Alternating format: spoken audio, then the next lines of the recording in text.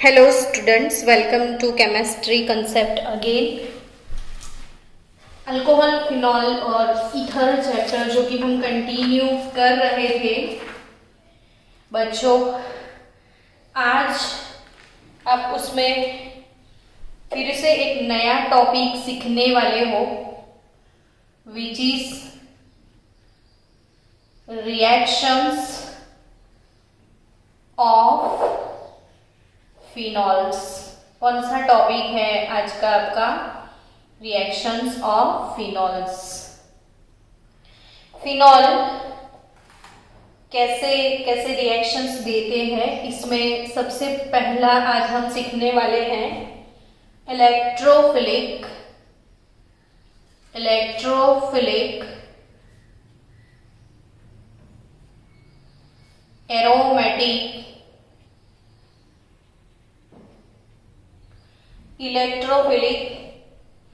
Aromatic substitution. जैसे ही electrophilic substitution बोलते हैं तो वो वाला सॉन्ग याद आता होगा नहीं, मनमा इमोशन जागे वालो। कि वैसे इलेक्ट्रोफिलिक की बात हो ना तो वो नाइट्रेशन, वो क्लोरीनेशन, वो ब्रोमिनेशन, वो सल्फोनेशन, वो फ्रीडल और क्राफ्ट का अल्काइलेशन और एसाइलेशन, वो चीजें याद आ जाती है। तो आपको फिनॉल के जो इलेक्ट्रोफिलिक सब्स्टिट्यूशन है, क्या वो इजी गोइंग है या टफ है, वो सबसे पहले बता दो आपको। बच्चा लोग, जैसे इसके पहले आपने हेलो एरिन चैप्टर कवर किया है। हेलो एरिन में भी पहले nucleophilic substitution of hello Erin और उसके बाद आपने सीखा था electrophilic substitution of hello Erin. और फिर आपने ये चीज उसमें सीखी थी कि इलेक्ट्रोफिलिक सब्स्टिट्यूशन हो या न्यूक्लियोफिलिक सब्स्टिट्यूशन हो, हेलो एरिन के लिए डिफिकल्ट है और वो डिफिकल्ट थी, इसलिए वो विगरस कंडीशन में करनी पड़ी थी वो सारी रिएक्शंस। तो हेलो एरिन की कंडीशन डिफिकल्ट थे, तो क्या फिनॉल में डिफिकल्ट है या इजी गोइंग है? सबसे पहला क्वेश्चन ये होता है। फिर दूसरा क्वेश्चन कि बेंजीन की रिंग के ऊपर फर्स्ट सब्स्टिट्यूटेड ग्रुप अगर OH है, फर्स्ट सब्स्टिट्यूटेड ग्रुप अगर OH है तो क्या वो मेटा डायरेक्टिंग है या ऑर्थो पैरा डायरेक्टिंग, वो क्वेश्चन होता है। तो उसी क्वेश्चन को सॉल्व आसानी से कर सकते हो कि oxygen which is electron rich element, electron की भरमार है उसके पास, और जिसके पास पूरा बैंक होता है वो लोन देता है। तो ऑक्सीजन के ऊपर से इलेक्ट्रॉन पेयर गिफ्ट होगा, है ना। एक इलेक्ट्रॉन पेयर गिफ्ट हुआ, देखो तो पार्शियल डबल बॉन्ड कैरेक्टर इसमें आ ही गया। तो ये वाले जो इलेक्ट्रॉन है वो ऑर्थो लोकेशन पे फ्री हो गए। नेक्स्ट स्टेप इसका रेजोनेटिंग फॉर्मूला, अब तो आपने बहुत बार ऐसे फॉर्मूला ड्रॉ किए हैं। तो अब ये इलेक्ट्रॉन पेयर इधर डोनेट होंगे, ये डबल बॉन्ड है, ये पॉजिटिव है, एक लोन पेयर है, क्योंकि एक इलेक्ट्रॉन पेयर इसने गिफ्ट किया तो पॉजिटिव चार्ज आएगा। अब ये अगर इधर डोनेट हुआ तो ये इलेक्ट्रॉन पैरा लोकेशन पे फ्री हो जाएंगे। तो नेक्स्ट स्टेप में इधर डोनेशन होगा तो फिर से ऑर्थो लोकेशन पे वो फ्री होंगे। सो बच्चा, इलेक्ट्रॉन डेंसिटी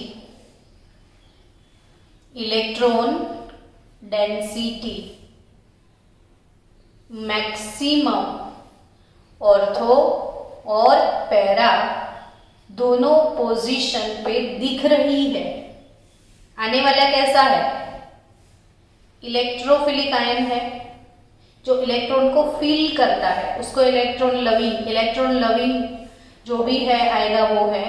कौन आ सकता है? तो अगर अल्काइलेशन है तो मिथाइल इथाइल कुछ भी, क्लोरीनेशन है तो Cl+, ब्रोमिनेशन है तो Br प्लस नाइट्रेशन है, तो NO2 प्लस सल्फोनेशन है, तो SO3H प्लस एसाइलेशन है, तो COCl3 प्लस।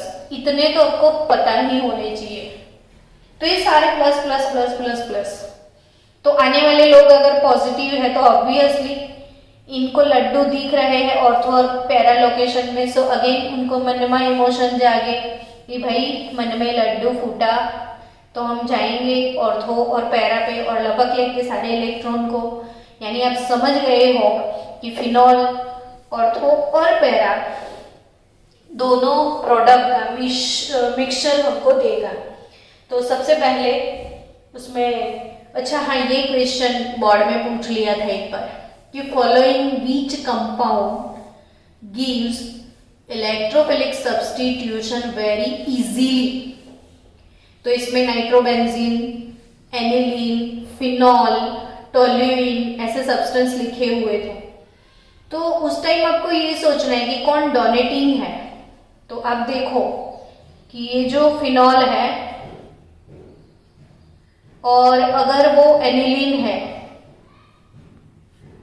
बेंजीन रिंग पे NH2, तो एनिलीन के पास लोन पेयर है, ऑक्सीजन के पास भी लोन पेयर है, तो ये दोनों लोन पेयर इजीली गिफ्ट कर सकते हैं। तो दोनों की रिएक्शन इलेक्ट्रोफिलिक सब्स्टिट्यूशन बहुत इजी गोइंग है। ये दोनों और फिनॉल से भी ज्यादा इजी गोइंग रिएक्शन किसके हैं?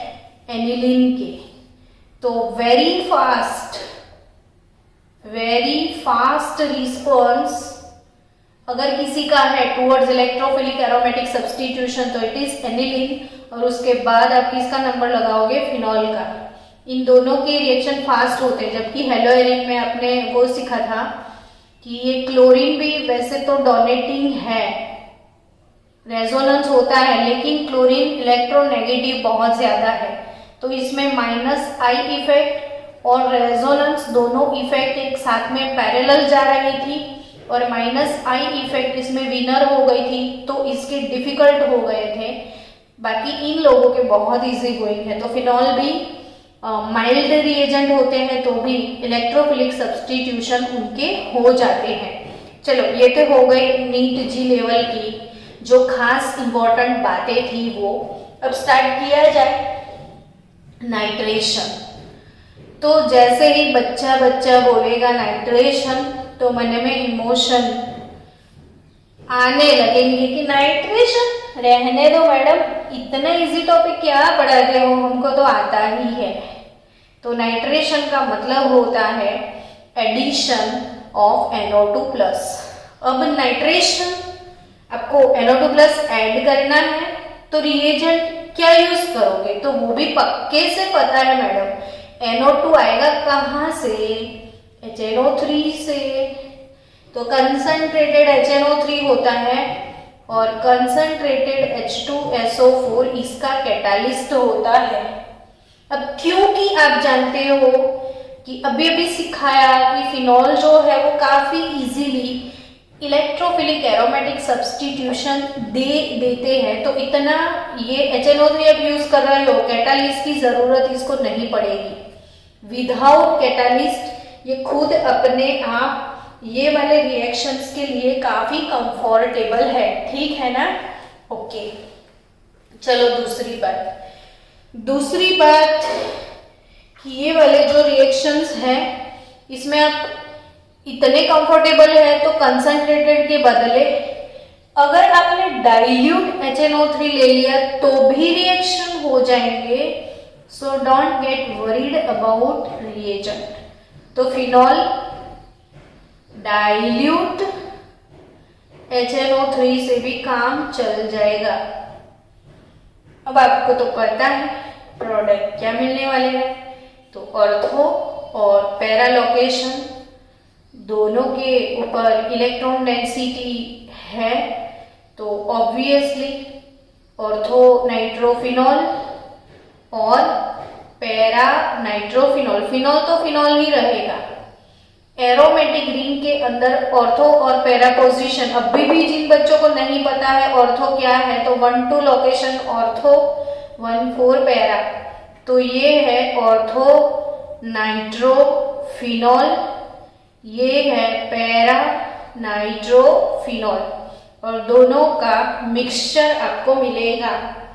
अगेन आपके मन में क्वेश्चन आ जाएगा, मैडम इनको सेपरेट कैसे करेंगे, ये दोनों तो मिक्स में आएंगे ना, तो सिखाते हैं सेपरेशन किसका कैसे करेंगे, क्योंकि ना नीट वाले ये क्वेश्चन पूछते हैं, तो जीई वाले बच्चे बोलेंगे क्यों हमारे लोग नहीं पूछते हैं, भाई दोनों में आ सकता है, क्योंकि अब तो वैसे भी एनटीए कंडक्ट करती है। तो याद रखना ऑर्थो एंड पैरा ये दोनों मिक्सचर है। It can be separated, it can be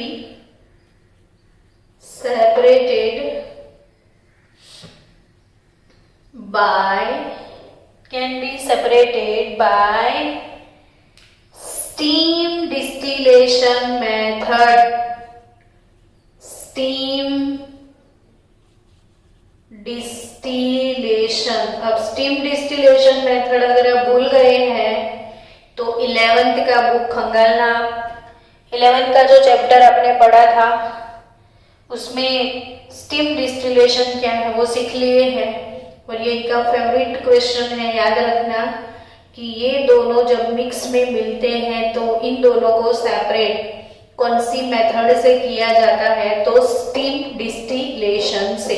अब अगेन क्वेश्चन, क्यों स्टीम डिस्टिलेशन ही क्यों? तो भाई बच्चों स्टीम डिस्टिलेशन उनके लिए यूज करते हैं जिनके बॉइलिंग पॉइंट में काफी डिफरेंस होता है। तो इसका मतलब ये हुआ मैडम कि ऑर्थो नाइट्रोफिनॉल और पैरा नाइट्रोफिनॉल के बॉइलिंग पॉइंट में डिफरेंस है, तो यस इसका मतलब ये हुआ। तो फिर क्यों है? क्योंकि आप शरारती बच्चे हैं, तो अगेन क्वेश्चन पूछोगे ना क्यों है डिफरेंस, तो वो समझाती हूँ मैं। चलो बड़े आराम से आप लोग अपनी नोटबुक में से फिनॉल बनाओ। फिनॉल में OH और ऑर्थो लोकेशन पे NO double bond O NO2 है। अब ये जो N सिंगल बॉन्ड A और इसका H, इन दोनों के बीच में द यानी कौन सा बॉन्ड? Hydrogen bond. बट एक ही मॉलिक्यूल अपने खुद के घर में दो लोगों के बीच में अगर बॉन्डिंग है तो ये इंट्रा मॉलिक्यूलर हाइड्रोजन बॉन्ड है, ठीक है ना। और बच्चा लोग पैरा में क्या सीन होगा, तो ये OH, ये NO double bond O NO2 और ये OH और ये NO2, ठीक है। अब ये इसके बीच में और इसके बीच में टू डिफरेंट मॉलिक्यूल है, अलग अलग मॉलिक्यूल के बीच में हाइड्रोजन होता है, तो वो है inter molecular hydrogen bond. Boiling point को इंट्रा से कोई लेना देना नहीं, इंटर से ही लेना देना होता है। तो बच्चों चलो इसके बहाने आपका ये रिवाइज हो गया टॉपिक कि एक ही मॉलिक्यूल के दो एटम के बीच में हाइड्रोजन बॉन्ड है तो वो इंट्रा मॉलिक्यूलर हाइड्रोजन बॉन्ड होते हैं, और टू डिफरेंट मॉलिक्यूल के बीच में होते हैं तो वो intermolecular. So intermolecular attraction forces are present here so that boiling point of para-nitrophenol, boiling point of para-nitrophenol is greater than that of ortho-nitrophenol, और इसकी वजह से दोनों के बॉइलिंग पॉइंट में बहुत ज्यादा डिफरेंस है, और जिनके बीच में बहुत ज्यादा डिफरेंस होता है, जिनके बॉइलिंग पॉइंट में बहुत ज्यादा डिफरेंस होता है, उनको सेपरेट करने के लिए स्टीम डिस्टिलेशन मेथड आप यूज कर सकते हो। अगेन, नाइट्रेशन ऑफ फिनॉल में अगर कोई शरारती बच्चा है और पूछ ले कि डाइल्यूट ने मैडम मुझे तो कंसंट्रेशन ही डालना है, आप क्या करोगे बोलो? ठीक है भाई, डालो ना, कंसंट्रेटेड HNO3 डाल दोगे। तो वैसे भी फिनॉल काफी रिएक्टिव स्पीसीज है टुवर्ड्स ये वाले सब्स्टिट्यूशन, तो ऑब्वियसली वो तो अपनी तीनों साइड पे ऑर्थो, पैरा, ऑर्थो, NO2 को इनवाइट करेगा और आपको ये वाला प्रोडक्ट मिलेगा। अगर आपने कंसंट्रेटेड यूज कर लिया तो बच्चों अगेन नीट जी, फिर से नीट जी आ गया। तो ये क्वेश्चन भी आपको बोर्ड में काफी टाइम मिलेगा कि ये जो फिनॉल है ये काफी एसिडिक हो गया, क्यों? तो हमने वैसे भी आगे एसिडिटी ऑफ फिनॉल में ये चीज सीखी थी कि फिनॉल एसिड है और फिनॉल इज बेटर या मोर एसिडिक देन अल्कोहल।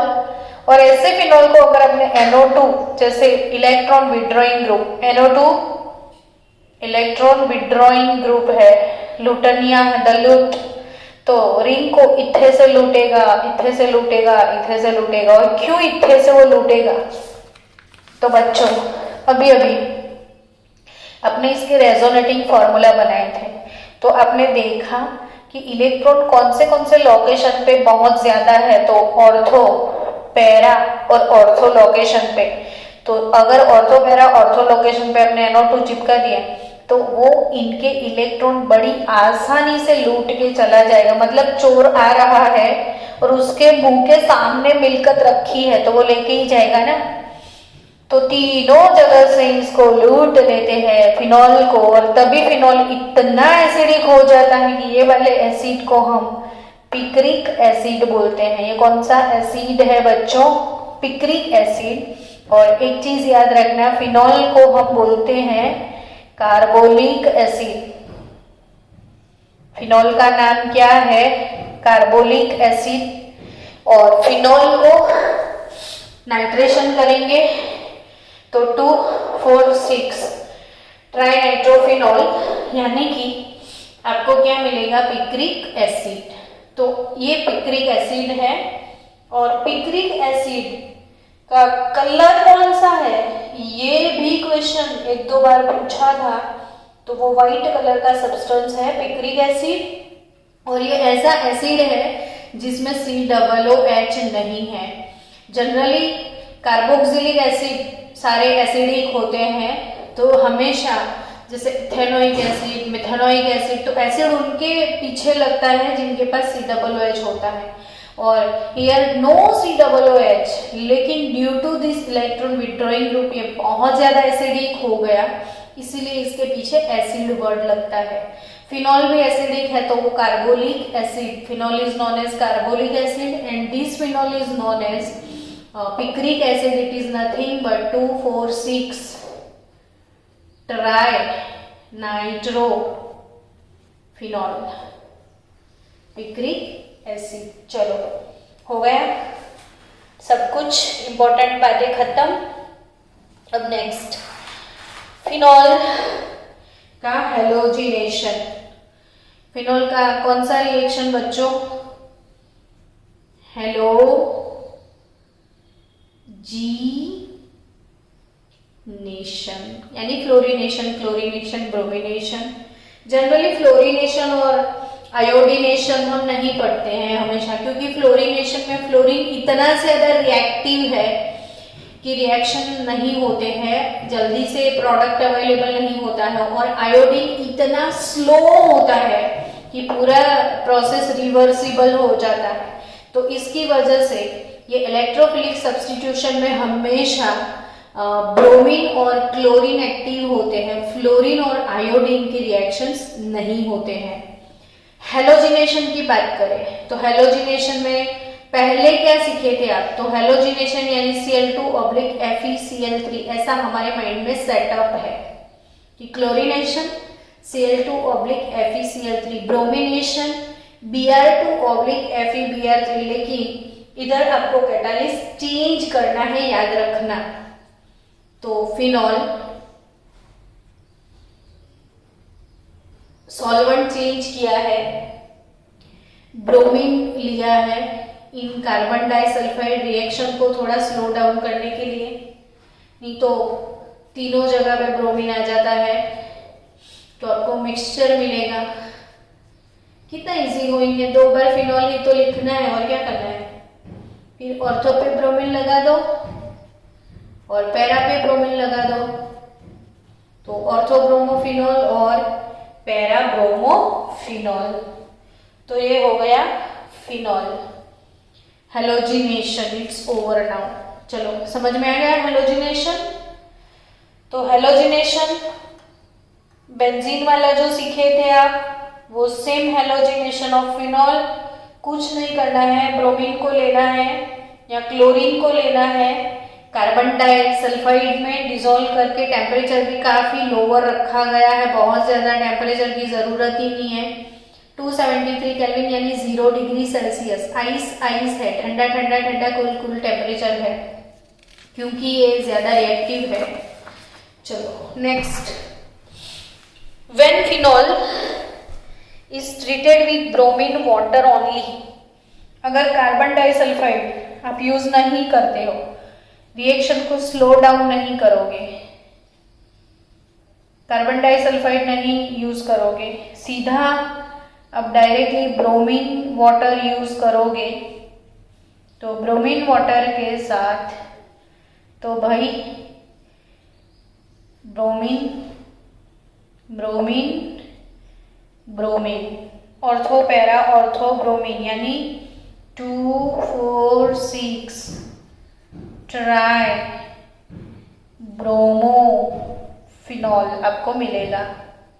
तो 2,4,6 try bromophenol is a white precipitate, तो वाइट कलर के पीपीटीज आपको इसके मिलने वाले हैं। चलो बच्चों, उसके बाद आपकी नोटबुक में, टेक्स्ट बुक में सॉरी, एग्जाम्पल है 11.5 और वो आपको सॉल्व करने हैं। Mononitration of 3 methyl phenol, mononitration of 3 methyl phenol. तो 3 मिथाइल फिनॉल का अगर आप नाइट्रेशन करोगे तो कौन सा प्रोडक्ट आपको मिलेगा, एक ये है। फिर dinitration of 3 methyl phenol, तो कौन सा प्रोडक्ट मिलेगा, और मोनोनाइट्रेशन ऑफ फिनाइल मिथेनोएट। ये 3 क्वेश्चन है।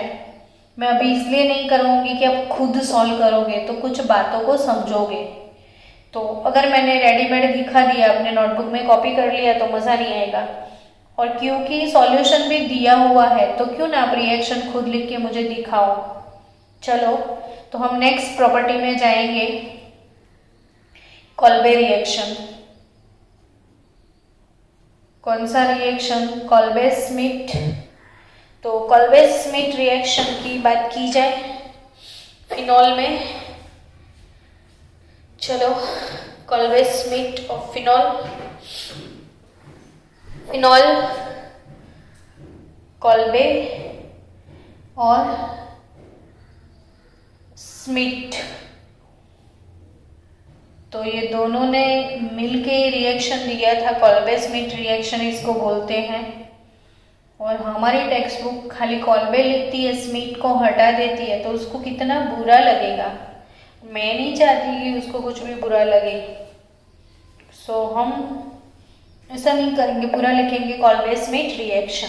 चलो, ये इंडस्ट्रियल इम्पोर्टेंट उसका बहुत बहुत बहुत ज़्यादा है, ध्यान से देखना।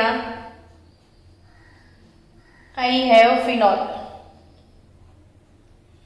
फिनॉल को मुझे क्या करना है, तो 10% NaOH के साथ इसका रिएक्शन लेना है, यानी बच्चों phenol dissolve in 10% of aqueous solution of sodium hydroxide. Phenol को 10% NaOH के सॉल्यूशन में डिजोल्व किया जाता है, ठीक है। उसके बाद फिनॉल जो कि डिजोल्व किया हुआ है, it is heated with carbon dioxide. अब सोडियम NaOH के साथ अगर रिएक्ट करवाते हो तो होगा क्या, तो मेरे से भी ज़्यादा स्मार्ट हो, आपको पता है ये एसिड है, एसिड H+ डोनेट करता है, सामने आपने बेस ले लिया तो एसिड और बेस दोनों मिलके सॉल्ट बना लेंगे, है ना। तो HOH रिमूव हो जाएगा वाटर और you will gate salt sodium phenoxide. क्या मिलेगा आपको, सोडियम फिनॉक्साइड। अब सोडियम फिनॉक्साइड जो है वो सॉल्ट मिलेगा आपको, वही सॉल्ट का आप क्या करना है, तो सॉल्ट को CO2 गैस के साथ रिएक्ट करवाना है, CO2 गैस लेना है। It is heated with carbon dioxide eight 398 kelvin temperature and 4 to 7 bar pressure. तो 4 to 7 बार प्रेशर पे उसको आप गर्म करोगे तो यू विल गेट O और Na के बीच में ये CO2 गैस एंटर करोगे तो OCCO, O और Na के बीच में COO CO2 गैस आ जाएगा। फिर उसके बाद रीअरेंजमेंट रिएक्शन होगा। रीअरेंजमेंट कैसे होगा, तो ये यहाँ से एक H ऊपर चला जाएगा और ये वाला जो फंक्शनल ग्रुप है वो ऑर्थो लोकेशन पे जंपिंग जपाक कर लेगा, तो आपको मिलेगा सोडियम सैलिसिलेट। अब ये Na को हटाने के लिए Na का दुश्मन HCl यूज कर लेना, तो NaCl जो है वो रिमूव हो जाएगा, तो रिंग प्लस OH और इधर COOH 1 और 2, तो 2 नंबर पे हाइड्रोक्सिल ग्रुप है, तो 2 हाइड्रोक्सी बेंजोइक एसिड। क्या मिलेगा आपको, 2 hydroxy benzoic acid which is nothing but salicylic acid. ये कौन सा एसिड है बच्चों, सैलिसिलिक एसिड। क्लियर। तो सैलिसिलिक एसिड जो है ये कॉल्वे स्मिथ रिएक्शन है। सैलिसिलिक एसिड मैंने 2-4 मिनट दिए, ध्यान से लिख दो, समझ लो, पूरा कन्वर्जन 2-3 टाइम लिख दो ताकि आपको अच्छे से समझ में आ जाए। तो कॉल्वे स्मिथ रिएक्शन जो है, कॉल्वे स्मिथ रिएक्शन, फिनॉल को डिसॉल्व किया जाता है 10% NaOH में, यू विल गेट सॉल्ट। अब ये जो सॉल्ट है तो कार्बन डाइऑक्साइड गैस के साथ उसका रिएक्शन होता है 398 केल्विन टेम्परेचर पे और 4 to 7 बार प्रेशर पे, तो O और Na के बीच में COO आ जाएगा। फिर रीअरेंजमेंट होगा, यानी यहाँ से H इधर चला जाएगा और ये ऑर्थो लोकेशन पे फिर Na को रिमूव किया जाएगा, तो you will get 2 hydroxy benzoic acid which is nothing but salicylic acid. अब ये सैलिसिलिक एसिड जो है इसका industrial important again for NEET JEE और गुजकेट वाले बच्चों जाग जाना।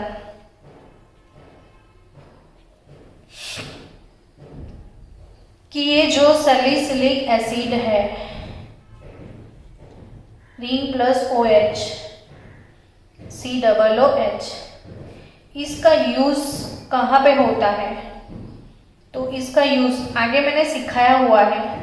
CH3CO ट्वाइस O, बोलो, हाँ बोल, हाँ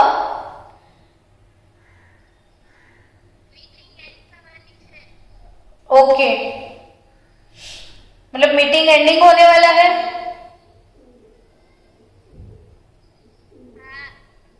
ओके, चलो ये है सैलिसिलिक एसिड। 2-3 मिनट तो होंगे ना हमारे पास।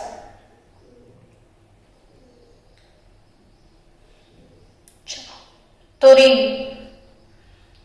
बेंजीन रिंग, ये COOH, लेकिन ये जो फिनॉल है उसका H निकल जाएगा और इधर CH3CO यानी OCOCH3, ये हो गया इसका एसाइलेशन। तो एसिटिलेशन से ये प्रोडक्ट मिलता है ये ऑर्थो लोकेशन पे, तो ऑर्थो एसिटाइल ग्रुप है, एसिटाइल ग्रुप, तो ऑर्थो लोकेशन पे एसिटाइल ग्रुप है, तो ऑर्थो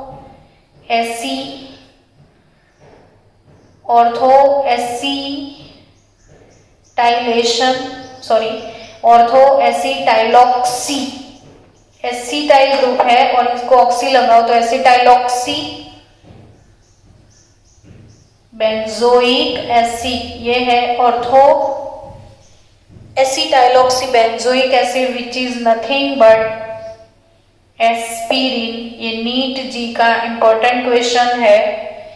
तो एस्पिरिन एक पेन किलर ड्रग है और उसके साथ साथ एस्पिरिन एंटी पायरेटिक भी है, यानी ये फीवर, टेम्परेचर डाउन करता है, एज वेल एज ये इंफ्लेमेटरी ड्रग है, यानी कहीं बॉडी में जलन होता है, जैसे आर्थराइटिस के पेशेंट है तो इनको एस्पिरिन दिया जाता है।